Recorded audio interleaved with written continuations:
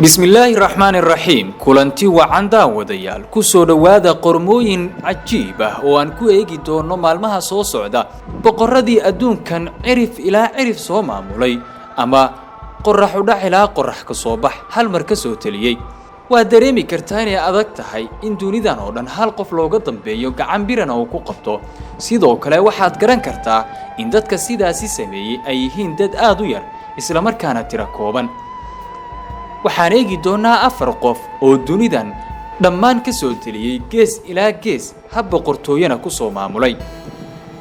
casriga boqortooyadu waxa uu bilowday qarniye kadib duufaantii weyneed ee lagu halaagay qoomkii nabi nuux kadib waxa soo maray adduunka boqortooyooyin fara badan qaarkood waxay ku ekaayeen hal dal halka qaar kalena ay ku fideen oo qabsadeen dalal kale iyo waliba boqortooyooyin kale laakiin afar kamida oo kaliya ayaa xukumay adduunkan mashriq ilaa maqrib ama qorax soo bax ilaa qorax u dhac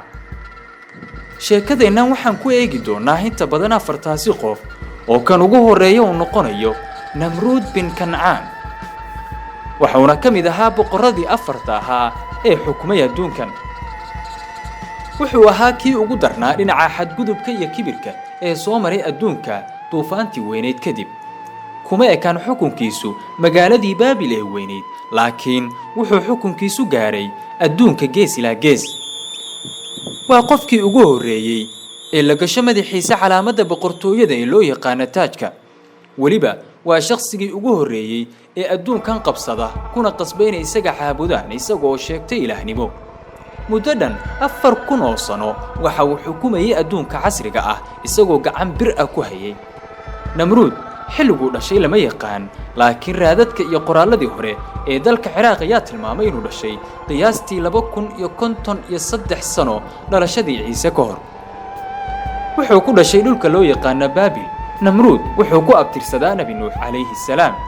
taariikhduna waxay isku khilaaftaa abtirsigiisa laakiin taariikhyahanada badankoodu waxay cuskadaan Ibn Kathiir oo ku sheegay kitaabkiisa loo yaqaan Al-Bidaaya wa Nihaaya inuu yahay Namruud bin Kancaan bin Koosh bin Saam bin Nuux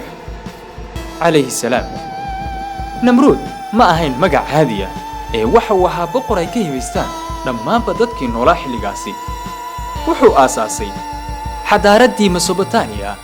Mesopotamia sidoo kale waxa loo yaqaanay dhulkii Namruud wuxuu sameeyay 8 magaalo 4 waxay ku yaaleen Baabil halka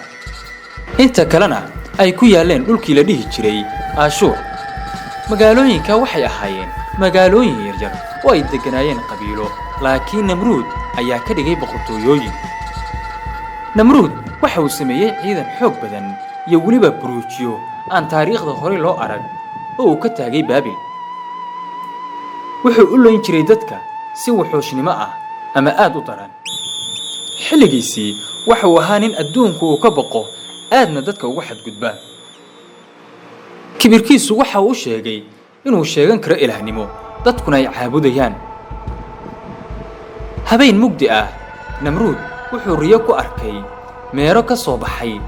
qoraxda agteeda kadibna qaatay qoraxda nuurkeedii ilaa ay ka noqotay bilaa iftiin wax sheegyadii iyo kitaab gaabluyaashii ayaa lala wadaagay xidiga sheegyadii turjumi jiray riyooyinka ayaa sheegay inuu dhalan doono wiil halaagaagu ku jiro gacmihiisa iyagoo u sheegay kii halaagi lahaa in uu adduunka ku soo biiri rabo waxayna qal iyo labadaan ugu sheegeen kii halaagi lahaa inuu soo dhow yahay Namruud ayaa amray in la gowraco wiil kasta oo sanadkaasi dhashay sanadkaas waxaa dhashay Nabi Ibraahim nabadgelyo korkiisa ahaatee iyadoo looga baqayo Namruud ayaa waxaa qarinayay hooyadiis ilaa ay sanado badan laga qarinayay waxaana weynaaday Nabi Ibraahim nabadgelyo korkiisa ahaatee haddaba dhalashadii Nabi Ibraahim iyo maxaa kala qabsaday Namruud waa inta sheekada nuxurkeeda ah waan rajaynayo in sheekada tan xigta